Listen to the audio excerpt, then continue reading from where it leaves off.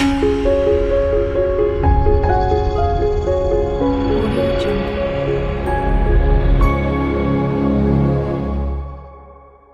नमस्कार। बात करूंगा आज मैं आपके घर में रखी हुई हल्दी के बारे में। पूरन कारक बृहस्पति देव का हल्दी के उपायों से हम ठीक कर सकते हैं। ऐसे मात्र छोटे छोटे उपाय, अगर आपके जीवन में बृहस्पति की नेगेटिविटी ज़्यादा है, बृहस्पति कुंडली में खराब है, बृहस्पति के खराब होने के क्या लक्षण होंगे और हल्दी के उपायों द्वारा आप कैसे उनको ठीक कर सकते हैं, पूरी विवेचना इसी के ऊपर रखूंगा। गुजारिश आपसे यही है, चैनल को फर्स्ट टाइम देखते हैं तो सब्सक्राइब जो है वो जरूर कर लें। एस्ट्रो गाइड मलिक में आप सभी का स्वागत है। वीडियो को शुरू करते हैं। दोस्तों, मात्र छोटे छोटे उपायों से हम अपने नवग्रहों को शांत करते हैं। कुछ ग्रह हमारे ज़्यादा खराब होते हैं तो उनके लिए अलग से उपाय होते हैं, लेकिन हल्दी के उपाय इतने कारगर हैं, इतने सॉलिड हैं, इतने चमत्कारी हैं कि आप जैसे ही ये उपाय करते हैं आपको तुरंत उनका फीडबैक जो है वो मिल जाता है। दोस्तों, हल्दी आपके घर में जो पड़ी हुई है, रखी हुई है आपने, वो आपके घर में आपके बरकत को दर्शाती है, आपके जीवन में बृहस्पति की कमी को पूरा करती है।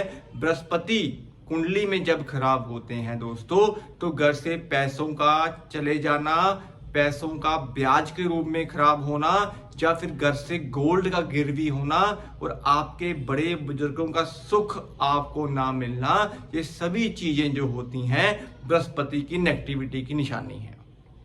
जीवन में अगर मैं बात करूं तो आपकी एजुकेशन, आपका ऑरा, आपके संस्कार, आपकी स्पिरिचुअलिटी, आपका ज्ञान, आपका एक अलग सा कॉन्फिडेंस लेवल, एक ज्ञानवान गूढ़वादी जो इंसान होता है, जो टाइम के साथ साथ मैच्योर होना शुरू हो जाता है, वो बृहस्पति का पूर्णतः रूप होता है। लेकिन जब आपकी जन्म कुंडली में दूसरे भाव, यानी कि बृहस्पति का जो कारक भाव है, दूसरा भाव, पंचम भाव जो फिर बृहस्पति का कारक भाव है, और 9th हाउस भाग्य भाव, 11वां भाव जहां से पैसा आना है, और 12वां भाव आपका दान कर्म जो आपने किए हैं उनका जो पुण्य होता है दोस्तों, जो खर्च के रूप में होता है, वो 12वें भाव से बाहर चला जाता है। तो दूसरा, 5वां, 9वां, 11वां और 12वां, ये 5 भाव जो होते हैं बृहस्पति के अधीन होते हैं। बृहस्पति इन भावों को संचालित करते हैं। अब हम बात करें तो बृहस्पति, तो मैंने आपको बताए हैं कि ये 5 भावों के कारक हैं। दूसरा भाव हमारा धन का है, पंचम भाव हमारा संतान का भी है, हमारा कहीं ना कहीं सोशल सर्कल्स का भी है, आपकी प्रसिद्धि का भाव भी है, आपकी संतान के भविष्य का कहीं ना कहीं डिनोट करता है। भाग्य भाव आपका खुद का हुआ, आपकी किस्मत कब उठेगी। तो 11वां भाव पैसे का है, 12वां हमारा एग्जिट है। तो 5 भावों के कारक जो हैं ये बृहस्पति देव हैं। बृहस्पति के 5 भावों में बृहस्पति के दुश्मन ग्रह बुध, शुक्र या फिर राहु, इन तीनों में से कोई भी ग्रह दूसरे 5वें, 9वें, 11वें या फिर 12वें में बैठेगा तो बृहस्पति का ऋण लगेगा, बृहस्पति को खराब करेगा। तो इसीलिए दोस्तों, बृहस्पति के ऑरा को अच्छा करने के लिए, बृहस्पति कुंडली में नीच के हैं, 10वें भाव में नीच के होते हैं, 7वें भाव में फल ठीक ठाक मिलते हैं, अष्टम में भी आपको बरकत कम देते हैं। तो इस कंडीशन में बृहस्पति की पावर को हमें बढ़ाना चाहिए। अगर आपके पास पुखराज पहनने की क्षमता नहीं है तो मैं आपको रिकमेंड करूंगा कि आप हल्दी के उपाय करते रहें। बृहस्पति आपके बलवान भी होंगे और आपको अच्छे फल भी देंगे, क्योंकि दूसरा भाव आपकी जन्म कुंडली में पैसों की बरकत का है, आपकी खुद की कमाई हुई माया का है। पैसा आने के योग जो है वो दूसरा भाव आपके बना देता है।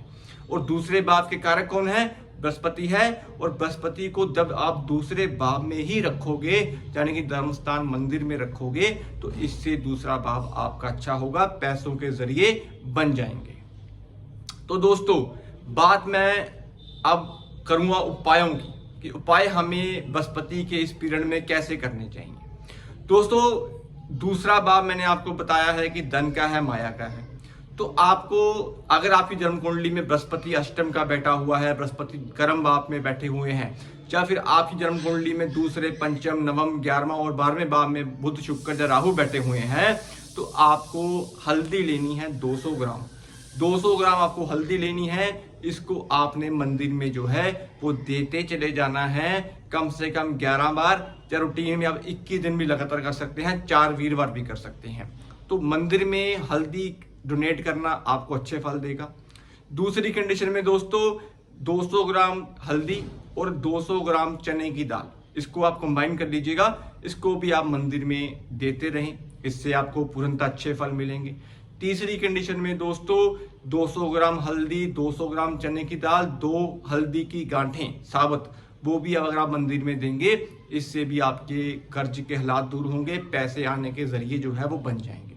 ये उपाय आप तब भी कर सकते हैं अगर आपकी जन्म कुंडली में वर्षफल में या जन्म कुंडली में बृहस्पति छठे का बैठा हुआ है, बृहस्पति अष्टम का बैठा हुआ है, या बृहस्पति दूसरे भाव का बैठा हुआ है, या राहु आपके 11वें भाव में बैठा हुआ है। तो इस कंडीशन में भी आप मंदिर में हल्दी, चने की दाल और हल्दी की गांठें, ये आप मंदिर में अर्पण करते चले जाइए। आपको अच्छे फल जरूर मिलेंगे, पैसे के जरिए आपके अच्छे होंगे।